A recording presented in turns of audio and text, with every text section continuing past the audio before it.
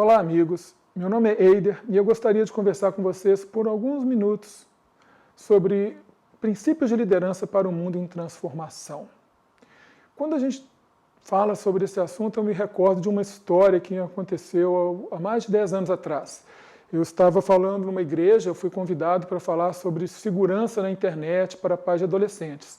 E foi curioso que, ao final, quando a gente abriu para perguntas, o pastor me fez uma pergunta.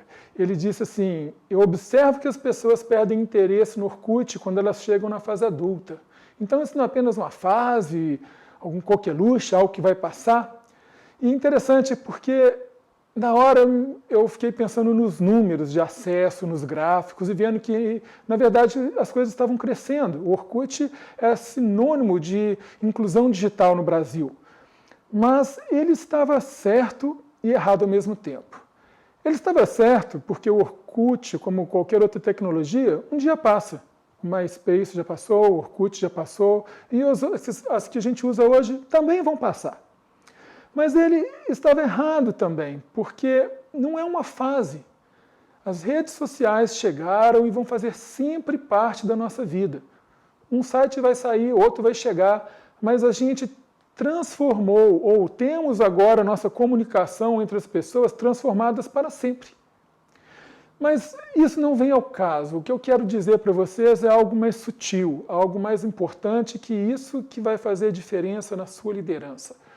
E o que estava ali por trás dessa pergunta é talvez um desespero, ou um desconforto, pelo menos, de perceber que aquilo que sempre funcionou por décadas não funciona mais.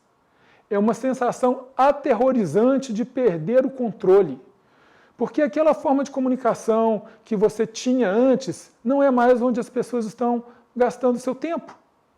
E o perigo é que você gostaria que isso tudo passasse e tudo voltasse ao normal. O desejo é que simplesmente não tivesse mais esses problemas de redes sociais ou esse problema de pessoas gastando muito tempo online. E esse é um grande risco para os líderes. É você olhar para o mundo em transformação e desejar o passado. Veja, só existem 3 constantes na história humana. Talvez tenham mais, mas eu quero listar 3. Primeiro, Jesus. Ele não muda. Né? Nós conhecemos Hebreus 13:8 e Jesus ele permanece eternamente. Isso aí é uma constante na história humana. Segunda, é o coração do homem. É um coração que desesperadamente precisa de Jesus. É um homem que precisa de se relacionar com Deus, com o seu próximo, e tem dificuldade de fazer isso. E a terceira é que o mundo sempre está em transformação. Não existe nenhum momento, nenhum ponto na história que a gente possa dizer que o mundo estava parado, que as coisas estavam tranquilas, que as coisas estavam estáveis. Certamente a gente pode dizer que o mundo está mudando muito rápido. O que a gente viu de transformação no último século, ou mesmo nas últimas 2 décadas, é absurdamente inimaginável há 200, 300 anos atrás. Mudanças que antes levavam talvez 1 milênio para acontecer, aconteceram em uma geração. Isso é incrível. E isso é que muitas vezes nos deixa perplexos. Mas transformação sempre existiu, não é algo novo. Na verdade, transformação sempre aconteceu e isso é o que nos traz ou nos trouxe aonde estamos hoje. Uma sequência de transformações. E como lidar? Como é que a gente pode lidar com essas transformações? Como é que a gente pode encarar essas mudanças? Primeiro ponto, você pode perceber que você não vai ter como evitá-las. As mudanças vão acontecer. As transformações vão acontecer. Aquela vontade que temos de ter um ar tranquilo, um céu azul, sem nuvens, sem perturbação, isso é uma ilusão. Não vai acontecer. Jesus nos disse que no mundo haveríamos de encontrar tribulação, e vamos ter mesmo. Mas nem tudo é ruim em uma mudança, como nem tudo é bom. Então você precisa fazer o que Paulo nos ensina. Observa, retém o que é bom e joga fora o que não serve. Você precisa entender as mudanças. Você precisa entender que as mudanças trazem coisas boas consigo, elas trazem oportunidade e elas podem te ajudar a caminhar melhor e de uma forma mais eficiente com o seu rebanho. Mas nem tudo é bom. É importante também você observar nas mudanças quais são as partes que você precisa evitar e saber entender e encontrar esse equilíbrio entre o que você aproveita e o que você rejeita. Não julgue antecipadamente, mas observe primeiro. À medida que as coisas vão mudando, a gente vai percebendo que o mundo parece uma coisa desconhecida para a gente. São novas tecnologias e à medida que o nosso tempo vai passando, a gente percebe que as novas gerações lidam com essas tecnologias de uma forma que a gente se surpreende muitas vezes. Eu, por exemplo, eu sou um engenheiro de software, eu trabalho com tecnologia de ponta, mas meus filhos, eles usam ferramentas e usam tecnologias que muitas vezes eu desconheço. Se a gente for pensar apenas em redes sociais, eu posso listar aqui diversas que talvez vocês nunca tenham ouvido. Algumas eu não conheço. Eu posso, por exemplo, contar para vocês que o MySpace já passou. Talvez vocês nunca nem tivessem ouvido falar dele. O Orkut já passou. O Facebook, você não encontra mais adolescentes no Facebook, porque o Facebook já é hoje uma ferramenta de gente velha. Você pode pensar no Instagram, você pode pensar no Snapchat, você pode pensar em qualquer uma outra. Até no TikTok, que é uma que eu ainda não usei, mas eu já estou curioso a respeito dela. Mas você vai perceber que em cada uma dessas mudanças, elas têm um apelo, elas têm uma facilidade, elas trazem alguns recursos que muitas vezes a gente não está interessado, mas a nova geração está.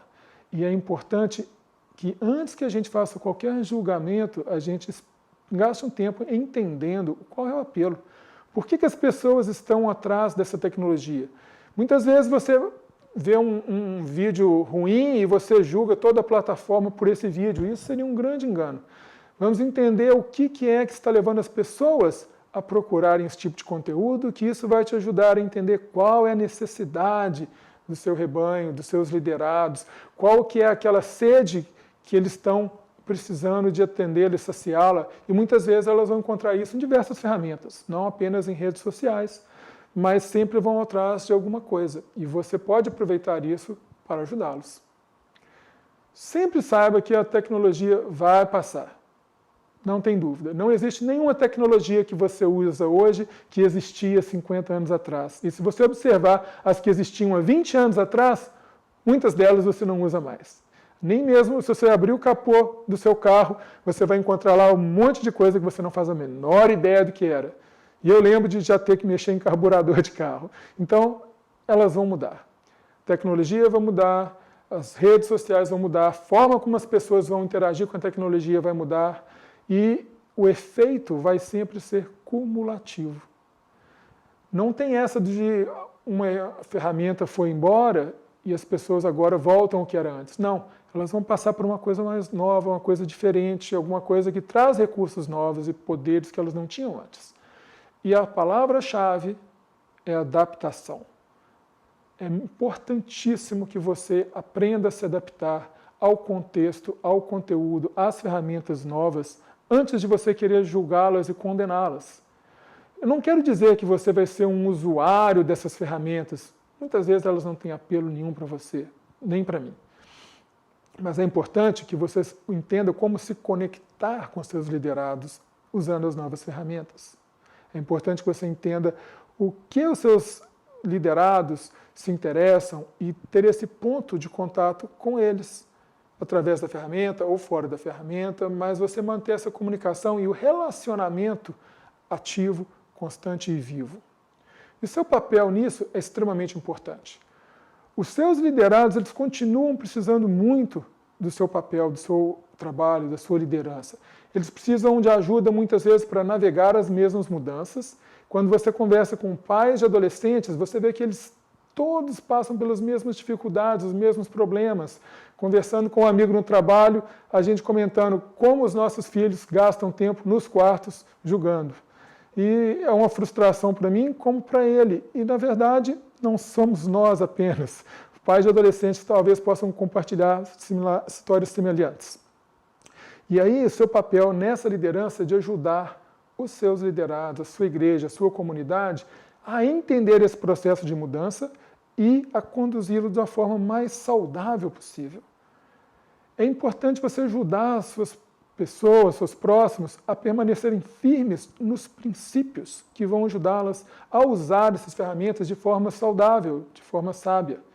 Os princípios não mudam, as ferramentas mudam. E a gente precisa ajudar as pessoas a se manterem, a entenderem e permanecerem nos mesmos princípios.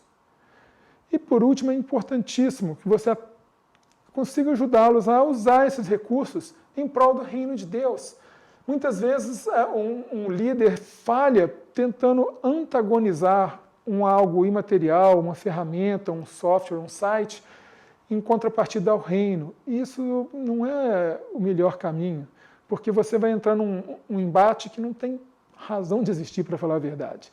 Mas você pode, por exemplo, orientar as pessoas de como utilizar essas novas ferramentas, essas novas oportunidades, essas novas tecnologias, de forma a promover o crescimento do reino de Deus, para que a vontade do Pai seja feita aqui, hoje, por onde estamos, que o reino esteja presente entre nós, naquilo em que fazemos. E sempre trabalhe para fortalecer os relacionamentos, ainda mais quando falamos da próxima geração. É muito fácil termos um hiato entre uma geração e a próxima, e esse hiato se manifesta diversas vezes através da tecnologia, porque os jovens tentando procurar sua própria identidade, eles acabam achando e procurando coisas onde eles sabem os seus pais não vão estar, os seus tios não vão estar, as pessoas que eles chamam hoje de velhos não estarão. Então, é importante que você continue cultivando os relacionamentos, independente da tecnologia onde esses relacionamentos se manifestam. Pouco tempo atrás, eu comecei a jogar Dungeons and Dragons. É algo que eu, na verdade, não tenho muito interesse, mas os meus filhos, eles adoram o estilo do jogo, a parte criativa, de contar história, de imaginar que você está numa floresta e você está, de repente, fugindo ou lutando ou fazendo alguma missão incrível. Eu comecei a ir e participar no grupo com eles. Para eles, isso foi uma experiência incrível. Eles adoram me ver lá e a gente brincar juntos, e a gente divertir juntos. E é algo que eu não optaria por fazer. Se você me perguntar que tipo de jogo eu gosto, eu vou querer um jogo de tabuleiro, talvez. Talvez eu vou querer um jogo de enduro no Atari, para o pessoal que é muito antigo como eu. Mas eu optei por atravessar essa ponte para criar esse ponto de contato com eles e com o mundo, e com os colegas, e com os amigos com os quais eles vivem. E investir no relacionamento é algo que sempre vale a pena. Eu vou repetir. A chave do sucesso de qualquer ministério é o relacionamento que você cria com o seu grupo. Você, abrindo mão desse relacionamento, você vai criar um legado de uma pessoa, que é você. E quando você for, tudo acaba. Mas se você investe em pessoas, se você investe em relacionamentos, se você fortalece pessoas para que elas sejam a melhor versão de si mesmas que elas puderem ser, você vai estar criando um ministério frutífero para muitos, que vai sobreviver a você e vai multiplicar. A chave ou o princípio que eu quero dizer para você é que no mundo que está em transformação, o mundo que está em uma transformação acelerada, a chave ou o princípio mais importante é você aprender a abrir mão do controle.